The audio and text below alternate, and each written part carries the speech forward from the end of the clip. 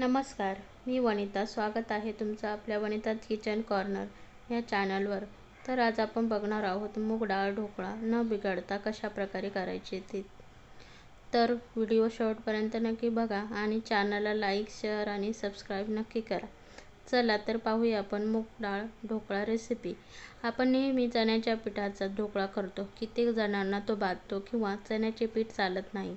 त्यासाठी हा पर्याय, कारण मूग हे पचायला हलके असतात, त्या मानाने बेसन जड असते. मुगाचा ढोकळा करण्यासाठी मुगाची धुतलेली डाळ 2 वाट्या घेऊन ती डाळ 2 ते 3 तास पाण्यात भिजवून मग वाटून घेणे. वाटलेल्या मिश्रणात बारीक किसलेलं आलं, 2 चमचे मीठ चवीनुसार, 1 चमचा सोडा, सायट्रिक ॲसिड 1 चमचा घेणे. फोडणीसाठी मोहरी अर्धा चमचा, तेल 3 चमचे, हिंग पाव चमचा, तीळ अर्धा चमचा, भरडलेले धने अर्धा चमचा, निंबू 1, मीठ, साखर चवीनुसार.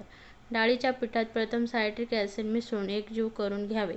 एकजीव केलेल्या पिठात आलं लसूण पेस्ट टाकणे. त्यानंतर कुकर गरम करण्यासाठी गॅसवरती ठेवणे. सोड्यामध्ये थोडं पाणी मिसळून हे मिश्रण लगेचच डाळीच्या मिश्रणात घालून फेटून घेणे व ज्या भांड्यात ढोकळा बनवायचा आहे त्या भांड्याला प्रथम तेल लावून घेणे.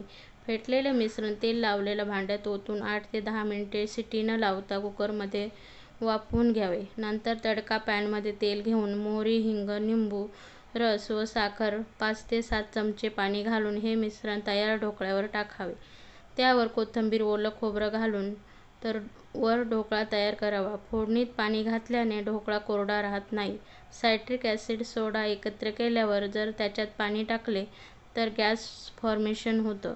सोडा किंवा सायट्रिक ॲसिड यापैकी एक जिन्नस पहिले मिसळून मग कुकरमध्ये ठेवताना दुसरी वस्तू मिसळावी. ढोकळा छान फुगतो. संपूर्ण व्हिडिओ पाहिल्याबद्दल धन्यवाद.